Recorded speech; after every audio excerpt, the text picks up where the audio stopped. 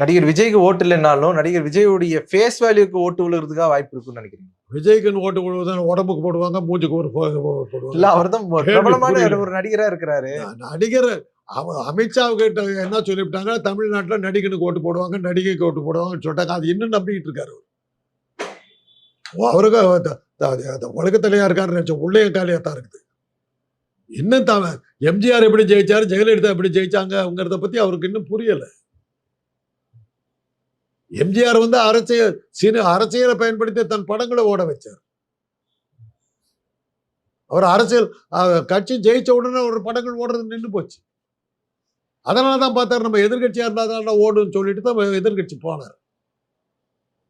ராமந்தேடிய சீதாங்கிற படம் பயங்கரமான ஃபிளாப் ஆச்சு. அப்பதான் அவருக்கு புரிஞ்சுது, நம்ம ஆளுங்கட்சியா வந்ததுக்கு அப்புறம் நம்ம ரசிக வந்து நம்ம படத்துக்கு வரமாட்டேங்கிறோம். வேற வழி இல்லை, கட்சி விட்டு வெளியே போவோம், நம்ம எதிர்த்து பேசினா தான் நடக்குங்கிறது அவருக்கு